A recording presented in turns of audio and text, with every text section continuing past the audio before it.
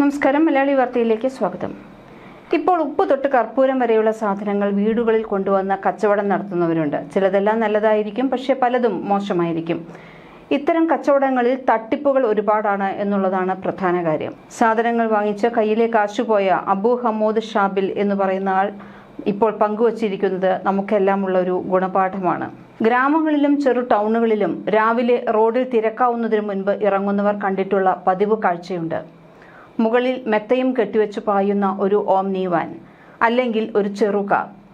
ഇവർ എങ്ങനെ ഈ സാധനം വിറ്റഴിക്കും? പെട്രോൾ കാശ് മുതലാകുമോ തുടങ്ങിയ ചോദ്യങ്ങൾ നമ്മുടെ മനസ്സിൽ പോയിട്ടുണ്ടാകും.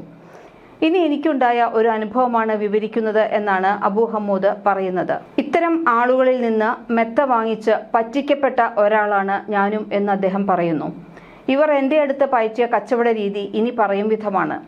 കാഴ്ചയിൽ നല്ല ഭംഗിയും ഈടും തോന്നിപ്പിക്കുന്ന ബെഡുമായി അടുത്ത കവലയിൽ തമ്പടിക്കുന്ന ഇവർ ഓരോരുത്തരായി പരിസരത്തെ വീടുകളിലേക്ക് കയറി വരുന്നു.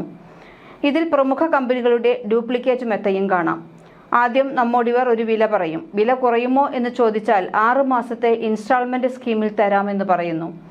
അങ്ങനെയെങ്കിൽ അല്പം വില കൂടുമെന്നും 1 വർഷം അല്ലെങ്കിൽ 1.5 വർഷം അല്ലെങ്കിൽ 2 വർഷം നമ്മുടെ ആവശ്യപ്രകാരമുള്ള ഇൻസ്റ്റാൾമെന്റ് കാലാവധിക്ക് തരാമെന്ന് പറയും. അങ്ങനെയെങ്കിൽ നേരത്തെ 5000 രൂപ വില പറഞ്ഞ ബെഡിന്റെ വില 7000മോ അതിന് മുകളിലോ ആകുന്നു.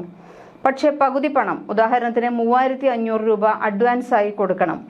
ബാക്കി വരുന്ന 3500 രൂപ മാസത്തവണയായോ 2-3 തവണകളായോ 2 വർഷം കൊണ്ട് കൊടുത്തു വീട്ടിയാൽ മതി എന്ന് പറയും. ഇത് ആർക്കും വളരെ ആകർഷകമായി തോന്നും. കാരണം 2 വർഷം സമയമുണ്ട്. അതിനിടയിൽ ബെഡിന് വല്ല കേടുപാടുകളും വരുമോ എന്ന് മനസ്സിലാക്കുകയും ചെയ്യാം. അങ്ങനെ 3500 പ്രകാരം നമ്മൾ നമുക്ക് ആവശ്യമുള്ളത്ര ബെഡുകൾ വാങ്ങുന്നു. ഏതാനും ദിവസങ്ങൾക്കുള്ളിലോ അല്ലെങ്കിൽ 1-2 മാസത്തിനുള്ളിലോ മെത്ത കേടാകുമെന്നുറപ്പാണ്.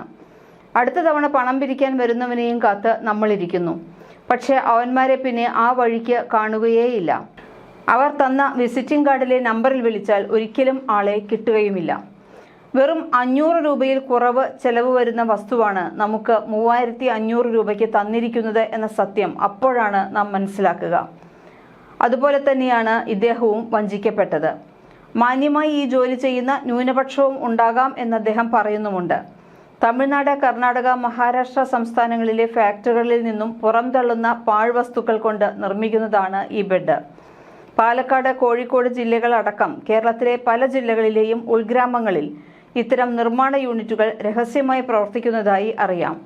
മാത്രമല്ല, നമ്മുടെ ഗ്രാമപ്രദേശങ്ങളിൽ നടന്നിട്ടുള്ള മാല പൊട്ടിക്കൽ കേസുകളിലും മോഷണ കേസുകളിലുമെല്ലാം ഇതുപോലുള്ള കച്ചവടക്കാർ പ്രതികളായ സംഭവങ്ങളുമുണ്ട്.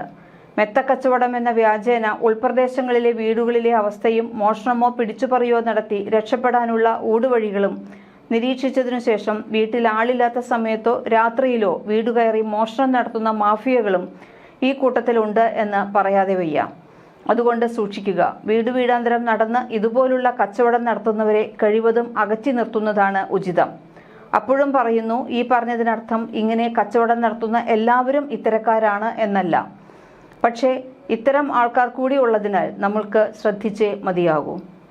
ന്യൂസ് ഡെസ്ക്, മലയാളി വാർത്ത.